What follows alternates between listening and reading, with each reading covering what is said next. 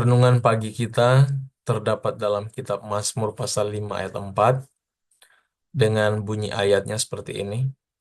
Tuhan, pada waktu pagi Engkau mendengar seruanku, pada waktu pagi aku mengatur persembahan bagimu, dan aku menunggu-nunggu. Dengan judul Sarapan Otak. Judul dari buku Bugar Selamanya. Dia judul kecilnya Sarapan Otak. Bacaannya seperti ini. Selama bertahun-tahun, para pendidik telah memperhatikan bahwa anak-anak yang makan sarapan yang baik tampil lebih baik di sekolah.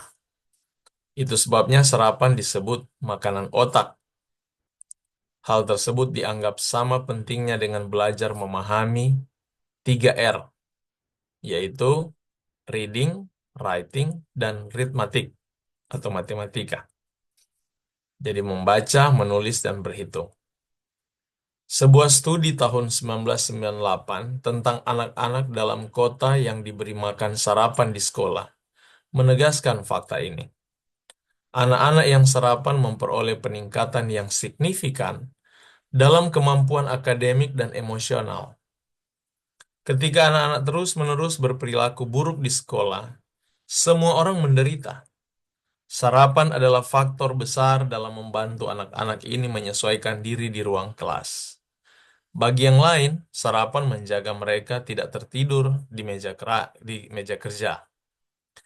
Baik orang tua maupun guru mencatat perbedaannya, dan nilai di kelas mengkonfirmasi pengamatan orang dewasa. Anak-anak yang sering sarapan itu mendapat nilai matematika yang rata-rata nilainya lebih tinggi dari nilai siswa yang jarang sarapan. Penurunan yang signifikan juga terjadi dalam ketidakhadiran dan keterlambatan. Apakah hanya anak-anak saja yang memerlukan sarapan makanan untuk otak? Studi pada orang dewasa telah menunjukkan bahwa sarapan memberikan kontribusi terhadap kesehatan yang lebih baik, waktu reaksi yang lebih cepat, dan hasil kerja maksimal. Berapapun usianya, sarapan tetap adalah makanan otak yang dibutuhkan untuk memulai hari. Tetapi saya tidak lapar untuk sarapan, keluh anak-anak dan orang dewasa. Itu karena mereka mencoba makan ketika tubuhnya belum benar-benar terjaga. Jika mereka makan malam dengan makanan yang ringan, setidaknya 4 jam sebelum tidur, tanpa makan tengah malam, lalu tidur lebih awal agar mereka bisa bangun lebih awal dan berjalan cepat di udara segar. Dan kemudian mereka mandi dengan air dingin dan menikmati menggosok handuk yang baik. Saya ragu apakah mereka akan mengeluh tentang tidak lapar. Apakah hanya itu makanan yang dibutuhkan otak di pagi hari? Tidak. Pagi hari sebelum otak Anda dipenuhi dengan makanan sarapan hari itu adalah waktu terbaik untuk mengisi otak Anda dengan makanan rohani. Pemikiranmu akan lebih tajam dan kemampuan menghafal Anda lebih tajam. Pagi hari adalah saat untuk memperbarui pikiran Anda dengan janji-janji dan prinsip-prinsip yang ditemukan dalam firman Tuhan. Untuk otak yang sehat berdoa seperti Raja Daud, Tuhan, pada waktu pagi Engkau mendengar seruan. Sudahkah Anda menikmati sarapan otak rohani dan fisik Anda hari ini? Umat Tuhan, prinsip ini sebenarnya prinsip Alkitabiah. Eh, Sebagaimana peneliti yang sudah ungkapkan bahwa sarapan pagi itu adalah baik untuk eh, kehidupan setiap orang. Makanya dunia kesehatan mereka anjurkan supaya sarapan makan sarapan itu harus lebih banyak kelengkapan gizinya daripada makan siang ataupun makan sore. Sebenarnya harus lebih lengkap dan lebih komplit makan pagi. Tapi kalau kita malah terbalik, apalagi kita orang Indonesia, kita lebih banyak itu makan malam. Dan di sini sudah dibuktikan anak-anak yang memiliki sarapan yang sehat, yang mengikuti sarapan, mereka akan lebih optimal di dalam eh, pembelajaran mereka. Prinsip rohani juga sama. Sebenarnya waktu yang baik kita berhubungan dengan Tuhan itu di pagi hari. Kemarin saya ada dikirimi video, bagus videonya, khutbah dari seorang pendeta, dan saya ikuti itu, saya berpikir benar. Itu sangat alkitabiah, bahwa Tuhan selalu berbicara kepada umat-umatnya itu di pagi-pagi hari, di antara jam 3 sampai jam 5 subuh. Dan Tuhan Yesus tahu kualitas itu, makanya Yesus sendiri sejak dia di atas dunia ini, dalam catatan Alkitab, sampai di kitab Markus pun, dia meluangkan banyak waktunya itu di subuh hari. Di dalam perhitungan orang Yahudi itu, kalau subuh itu sebelum jam 6, dari jam 3. Dan itu adalah waktu di mana Allah akan berbicara kepada orang-orang yang mencari Dia. Kalau saudara perhatikan peristiwa Sodom dan Gomora, Tuhan bergerak itu di subuh hari. Sampai kematian Yesus pun, untuk memenuhi rencana Allah, itu di subuh hari mereka kerjakan. Jadi kita tidak dapat pungkiri dalam kitab Kejadian, dari awal kitab Kejadian, Yakub bergumul dengan Tuhan itu di subuh hari. Musa berbicara dengan Tuhan itu di subuh hari, bukan di siang atau di malam hari. Jadi umat Tuhan, ada, saya berpikir secara logik, kenapa Tuhan berbicara dengan manusia itu bisa di subuh hari? Karena di situ otak kita lagi fresh, disegarkan, baru bangun, lepas dari istirahatnya, dia sudah enak, dan kesegaran otak pertama itu Tuhan mau isi dengan suaranya. Jadi kalau kita biasakan berbicara kepada Tuhan di subuh hari, itu akan memperkuat kerohanian kita. Itu akan memperkuat kondisi iman kita. Jadi ini adalah satu ajakan dari buku ini supaya kita umat-umat lebih banyak ambil waktu di subuh hari untuk boleh berhubungan dengan Tuhan.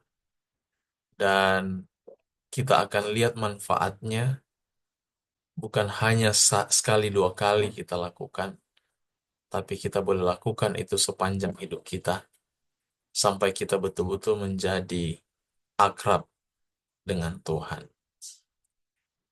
Biarlah sepanjang hari ini kita boleh bersama-sama membawa hati pikiran kita kepada Tuhan, dan apa yang telah kita peroleh di subuh hari ini, mulai dari 4:30 tadi sampai pagi hari ini, biarlah berkat Tuhan menyertai kita dan memperkuat, memperkokoh iman kita, dan juga hadiratnya boleh dapat memulihkan dan menyembuhkan kita dari segala sakit, segala kekurangan, segala kelemahan-kelemahan kita. Tuhan Yesus memberkati kita semua, dan doa tutup boleh saya minta kesediaan Pak Danang Priyadi. Baiklah, marilah kita berdoa. Maha besar, Maha agung, Maha mulia ya Allah, kami sembah, kami puji Engkau sepanjang waktu. Mohon ampun atas dosa kesalahan kami yang banyak, agar pantas menyampaikan permohonan kepadamu. Tuhan, kami telah belajar dari-Mu Tuhan, seperti yang tertulis pada Markus 1 ayat 35. Pagi-pagi benar, Engkau sudah pergi ke tempat yang sunyi dan berdoa di sana kepada Bapa. Biarlah kami selalu mengikuti apa yang Engkau sampaikan, bahkan dalam peribahasa, go to bed early and wake up in the morning is make healthy and wealthy. Kalau kita tidur lebih cepat, kita akan bangun pagi dengan sehat dan sejahtera. Karena Engkau beserta kami, dan Engkau melindungi menjagai kami, dan menguatkan kami untuk muji muliakan Engkau dan bersyukur kepadamu. Berkatilah Pendeta James Situmorang yang telah selalu setia mengajak kami untuk maju dalam keimanan kerohanian. Untuk kami rajin berdoa subuh pagi hari, bahkan bangun dari jam 3 sampai jam 5, agar kami mendekatkan Engkau Tuhan. Terima kasih hamba-Mu selalu Engkau juga bangunkan pada jam 2, jam 3 untuk membaca firman-firman-Mu Tuhan. Sehingga hingga hari ini hamba-Mu sudah menyelesaikan kitab Taurat. Dari Kejadian, Keluaran, Imamat, Bilangan, dan Ulangan. Dan biarlah yang hamba-Mu baca untuk mengikuti follow the Bible, membangkitkan semangat kami semua dan yang lainnya, terlebih calon-calon master guide yang hamba-Mu bimbing, untuk menjadi pendoa dan untuk selalu berhubung dengan Engkau Tuhan. Karena di mana Engkau hadir, kami akan selalu merasa tenang, damai, dan bahagia dalam keadaan apapun, meskipun sakit dalam pencobaan dan kesusahan, karena Engkau selalu menguatkan, menjagai kami, memampukan kami. Keajaiban akan terjadi bila kami beserta Engkau dan Engkau menyertai usaha kami. Tongkat Musa akan hanya sekedar tongkat, tapi bila Engkau besertanya, maka Musa bisa membelah Laut Merah. Dua batu dan ali-ali atau batu dan ali-ali yang dibawa Daud hanya sekedar ketapel ali-ali dan batu. Tapi saat Daud menyatakan, "Aku datang atas nama Tuhan dan Engkau menyertainya," maka batu kecil itu bisa menembus dahi Goliat dan dia jatuh terjerembab. Begitu juga dengan 2 ikan dan 5 roti, akan sekedar menjadi 2 ikan dan 5 roti. Tapi sahabat, engkau mengajukan doa dan menyerahkan pada Bapa, maka 2 ikan dan 5 roti bisa memberi makan 5.000 orang, hanya laki-laki. Tapi apabila dihitung dengan perempuan dan anak-anak, puluhan ribu, bahkan tersisa 12 bakul. Biarlah dalam hidup kami selalu menyertakan Engkau Tuhan, dan kami selalu rajin doa subuh, selalu rajin bangun pagi untuk menjumlahkan Engkau, untuk menyertakan Engkau dalam kehidupan kami, sehingga apa yang kami kerjakan selalu berkat bagi orang lain. Melayani Engkau, lihat melayani orang lain. Mencintai Engkau, lihat mencintai orang lain. Engkau berkati kami semua yang hadir di sini, Tuhan. Berkat untuk keluarga kami, anak cucu kami, dan orang-orang yang kami doakan. Dan Engkau juga memberkati Pendeta James. Bersyukur karena kami telah mendengar Pendeta James diinjak menjadi gembala jemaat. Berkat kecukupan untuk kehidupan keluarga dan masa depan untuk anak-anaknya. Terima kasih juga Tuhan, Engkau memberi pemimpin negara kami dari Presiden sampai RT RW agar hanya memberikan keadilan dan kesejahteraan rakyat. Engkau mengetahui apa yang ada dalam hati pikiran kami yang belum kami ungkapkan. Dan Engkau akan mengabulkan sudut kehendak-Mu. Karena kami berdoa dibangun pagi-pagi ini, dan Engkau mendengarkan doa ini kami sampaikan dalam satu nama yang indah, anak-Mu yang tunggal, Yesus Kristus, Juru Selamat dan Penebus kami. Amin.